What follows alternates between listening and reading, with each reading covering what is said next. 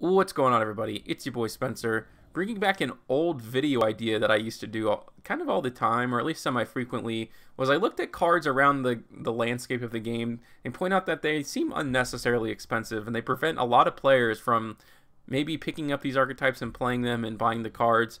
So I think I have 7 listed here. And I'm actually curious, let me know what you guys think in the comment section. Like, do you like it when certain archetypes are expensive because then it means like only the dedicated players are playing them? I don't know. I actually really don't. I think the cards that should be expensive are like the collectors and like the special ultra mega rare Blue Eyes and Dark Magician. Like, let those be expensive and like let us play the cards. So here we go. We'll just start off, as you guys can see here. Cursed Eldlin, $17. It has not had a reprint. A lot of the cards from Secret Slayers have not had one, and it feels like a really long time and kind of annoying, to be honest with you. Like, the longer these cards are not reprinted, the more likely a lot of them are going to be put on the ban list. So why not start here? $17, and this is like a 3 of. I think it's so different when you have a card that's expensive that's a 1 of, although there is an exception for me on this list. But this is like, you can't really play this at any other capacity other than 3. So why, make it so short printed? And maybe didn't know the card was going to be so good. I don't know. They designed it. So yeah, that is the first one. The next 2 are kind of put together, and again, it's kind of this like Dogmatika stuff. So Fleur de Lis is $19 a copy. This one's okay because you typically only play this at 1, but its counterpart is also $19. Dogmatika Ecclesia.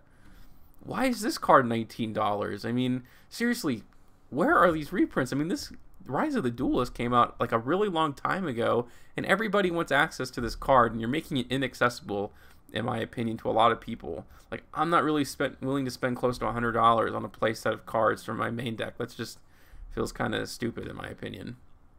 Moving on, we have the new card that was come off the ban list, Firewall Dragon. Why make this card hard to get? Isn't the incentive to, like, oh, here we go, you can play it again?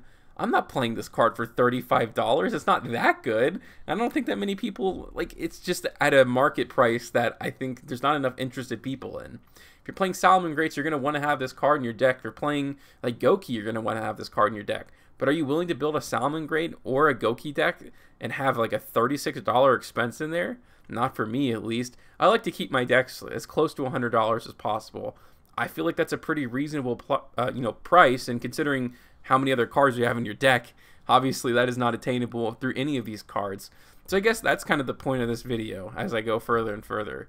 I would like to be able to build a deck with good cards for under $100. I'm willing to substitute hand traps, like, that's fine. I think you can always live with that, and that just seems to be a part of the game. But don't make like these archetype important cards so expensive. That feels like you're moving in the wrong direction.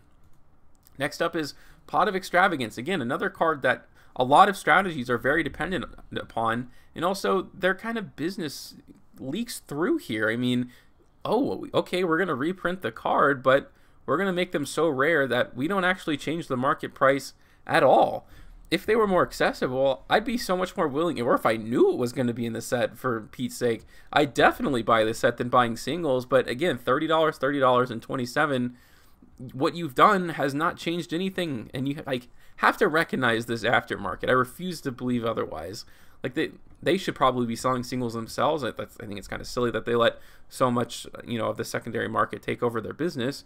But if they're not going to, then at least kind of sell your sets based on what people want, instead of like making it like, oh, you have to buy 3 boxes to get 1 copies of these. That's just not a good idea. The same thing here. This is the same philosophy. Invocation. There's 4 reprints here. Now, the ultimate rare, okay, that can be expensive. That's fine.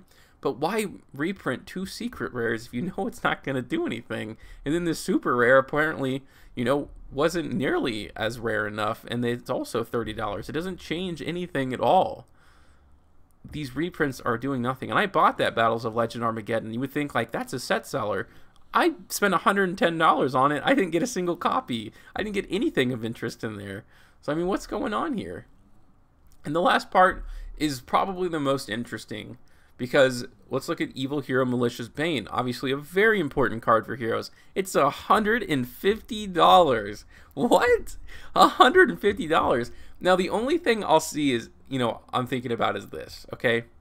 So you have this like evil hero, and then I'll show the last card too. Evil hero, a dusted gold, $204, a 3 of cards, so it's $600 to have this. So if you want to play heroes, the baseline of how expensive your deck is going to be $600 plus $150, so at least $750 plus tax.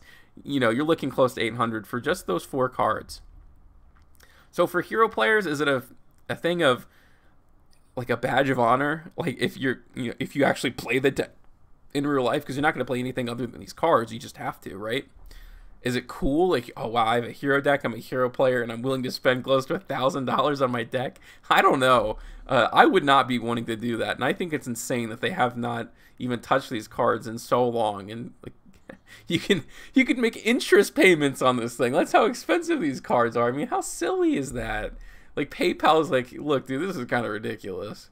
But again, I think this might be a collector's thing, the hero stuff, versus the other ones, which are like meta, quote-unquote meta cards that a lot of people want to play, but may not be willing to spend that kind of money like myself. So I think this is an interesting discussion video. So let me know what you guys think about these cards in the comment section down below. Other than that, that's going to do it for today's video, and I'll see you guys next time.